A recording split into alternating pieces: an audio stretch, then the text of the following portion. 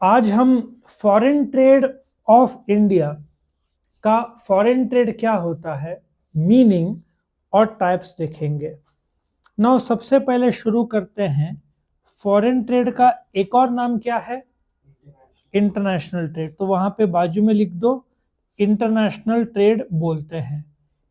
अच्छा, international trade के अलावा एक और नाम है, कोई बोल सकता है? उसको एक्सटर्नल ट्रेड भी बोलते हैं। ठीक है।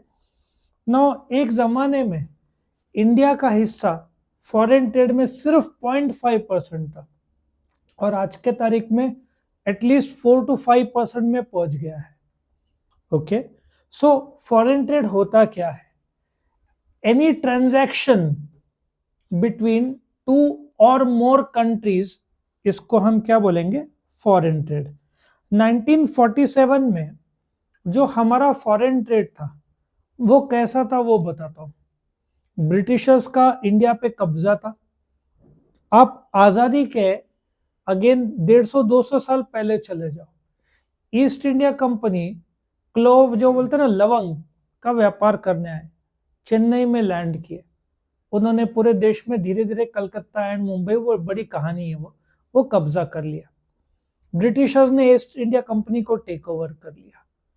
Now what used to happen कि इंडिया में नैसर्गिक कॉटन और ये सब काफी अच्छा था, तो ये लोग ने मुंबई का जो बनाया ना पोर्ट और ये गेटवे ऑफ इंडिया, उन्होंने क्यों डेवलप किया?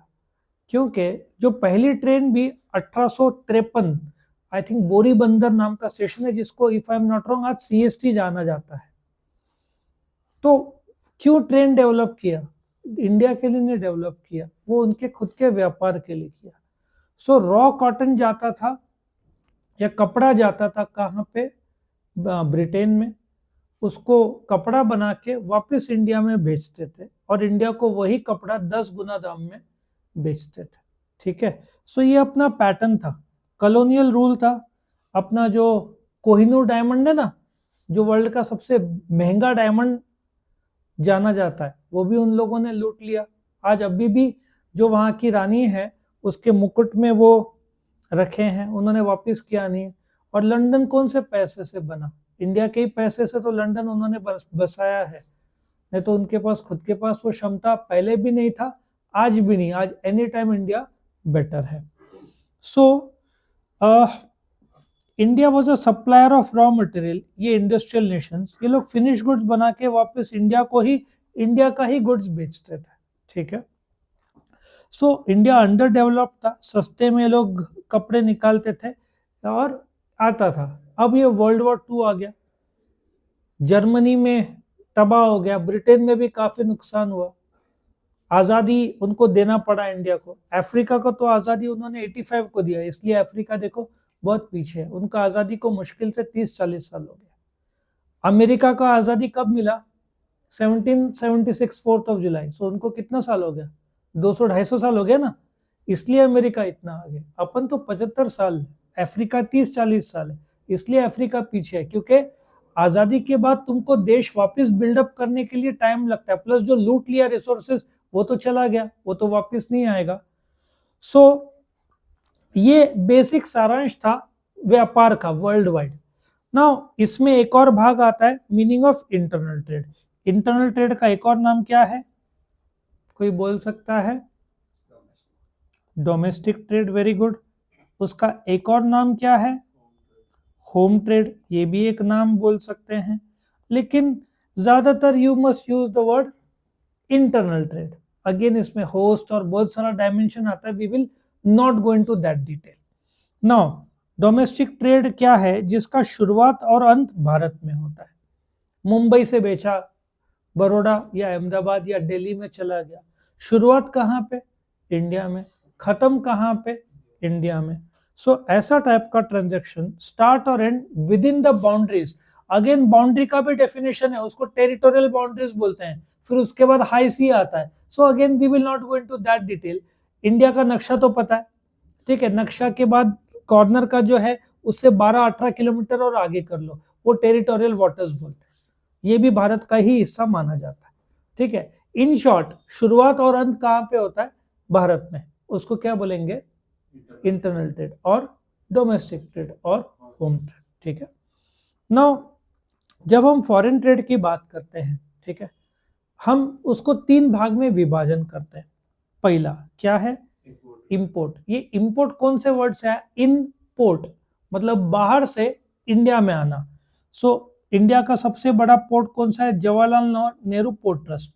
Again if you go to I think customs act 1962 if I am not wrong, कोई भी गुड्स फॉरेन से इंडिया में आता है वो स्पेसिफाइड कस्टम लोकेशन में ही लैंड हो सकता है, तुम अपने मन मर्जी लैंड नहीं कर सकते। स्पेसिफाइड पोर्ट से, स्पेसिफाइड रूट से।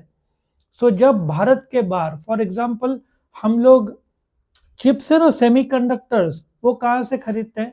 ताइवान से। अपना फार्मास्यूटिकल का 1/3 रॉ मटेरियल कहां से आता है? चाइना से। So when we purchase goods, buy goods from China into India, अपन सबसे ज्यादा इंपोर्ट कहां से करते हैं? चाइना से। अपना import is 60 lakh crore. Of course अपना कंट्री वाइज सबसे ज्यादा इंपोर्ट चाइना है, लेकिन अपने सबसे ज्यादा इंपोर्ट वस्तु कौन सा है?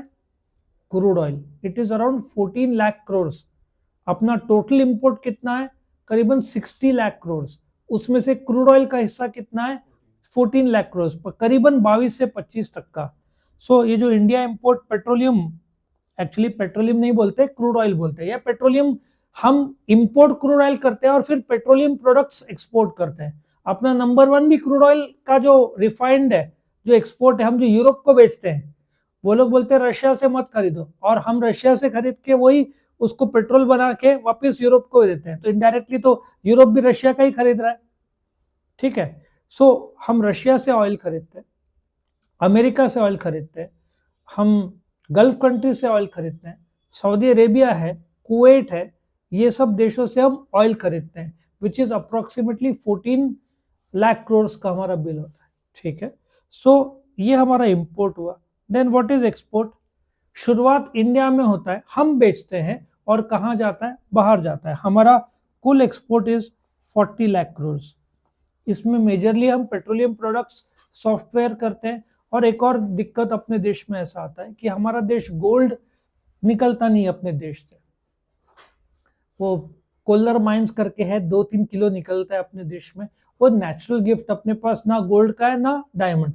डायमंड भी एक ही जगह है, पन्ना करके मध्य प्रदेश में जगह है, बाकी सब साउथ अफ्रीका को वो गिफ्ट है, ठीक है। तो हम जो एक्सपोर्ट करते हैं दैट इज 40 लाख करोड़, और ये आंकड़ा भी बढ़ना ही है, क्योंकि अभी एप्पल के आईफोन्स बढ़ रहे हैं ना, 80,000 करोड़ का आईफोन बनाया, उसका आधा मतलब पकड़ लो 40,000 करोड़, पूरे साल का 60 से 70,000 करोड़ के आईफोन एक्सपोर्ट्स होंगे। उसके बाद हम डिफेंस के भी 1-1.5 लाख करोड़ का एक्सपोर्ट करते हैं। अभी हमने आर्मेनिया को रॉकेट्स बेचे, और अभी तेजस में जो अपना फाइटर जेट है, लोअर लेवल का फाइटर जेट, नॉट द बड़ा सा फाइटर जेट, ठीक है। सो वो भी हम एक्सपोर्ट करने का डिस्कशन और डील्स चालू है। सो हमारा एक्सपोर्ट स्पाइसेस में हम वर्ल्ड नंबर 1 है। देखो, हम चाइना और हांगकांग ये सब तो बहुत नेग्लिजिबल है। हम चाइना से इंपोर्ट करते हैं 100 रुपया, और चाइना को एक्सपोर्ट करते हैं 5 से 10 रुपया। 10 to 20 टाइम्स हमारा चाइना से ज्यादा है। मतलब सोचो ना, आप करीबन 10 लाख करोड़ जितना चाइना से इंपोर्ट करते हैं, और करीबन 1-1.5 लाख करोड़ ही एक्सपोर्ट करते हैं। हमारा अमेरिका में सरप्लस है। हम अमेरिका का 2 लाख करोड़ का एक्सपोर्ट करेंगे तो 70-80 हजार का इंपोर्ट करेंगे, तो अपन अमेरिका में ट्रेड सरप्लस समझता है। हम उस देश को एक्सपोर्ट करते हैं, उससे कम इंपोर्ट करते हैं, तो ट्रेड सरप्लस। अमेरिका के साथ अपना ट्रेड सरप्लस है, चाइना के साथ ट्रेड डेफिसिट है, टेक्निकल भाषा में उसको बैलेंस ऑफ ट्रेड बोलते हैं, बहुत बुरा डेफिसिट है। लेकिन अभी एप्पल इंडिया में बनना शुरू हो गया ना, तो अभी डेफिसिट कम होएगा लॉन्ग टर्म में, ठीक है। और एंट्रपोर्ट ट्रेड, हम एक देश से खरीद के दूसरे देश में बेचते हैं। यहाँ पे चाइना एक बदमाशी करता है। जब डोकलाम में चाइना और इंडिया ट्रूप्स के बीच में लड़ाई हुआ था, उसके बाद हमने जो दिवाली में भी फटाके, अभी लोग बहुत देशभक्त हो गए हैं, चाइना के भी नहीं खरीदते ये सब ना। दिवाली में जो लाइटिंग्स है, बहुत सॉलिड लॉस हुआ है चाइना को। अभी मेड इन इंडिया भी बहुत काफी आगे बढ़ गया। तो चाइना ने क्या किया, मेड इन चाइना उन्होंने बंद कर दिया, फिर लिखा मेड इन पीआरसी। लोग समझते नहीं है, अरे PRC is public Republic of China. फिर उन्होंने दूसरी बदमाशी की, वहां से गुड जाता था हांगकांग या चाइना, और वहां से इंडिया में आता था। तो अपने को समझ में ही नहीं आवे। तो ऐसा चाइना करता था और करता भी है अभी, ठीक है। सो एंट्रेपॉट मतलब चाइना ने बेचा ताइवान को, ताइवान ने उसी कंडीशन में बेचा इंडिया को। सेकंड एग्जांपल, हमारा और पाकिस्तान का डिस्प्यूट चल रहा है, ट्रेड डिस्प्यूट, तो पॉलिटिकल डिस्प्यूट तो 47 से, बट ट्रेड डिस्प्यूट की वजह से पाकिस्तान अपने से डायरेक्ट खरीदेगा नहीं, खरीदेगा तो भी इंडिया बेचेगा नहीं।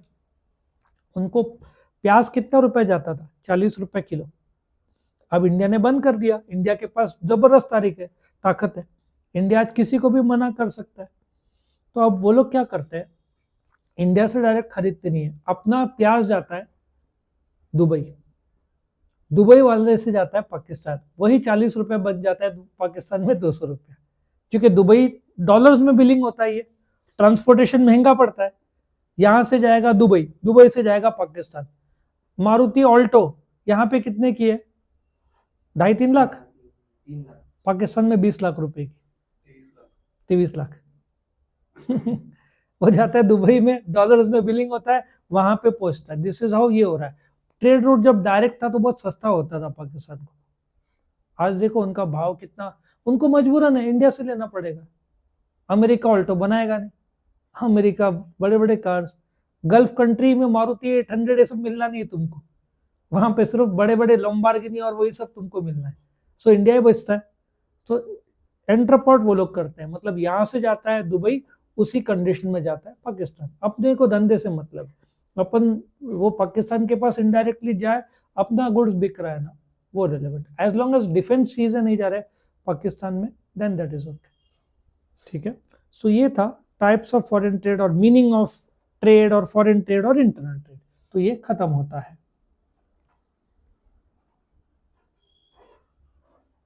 चलो अभी हम लोग क्या देखते हैं, इसको इंपॉर्टेंट बोलो।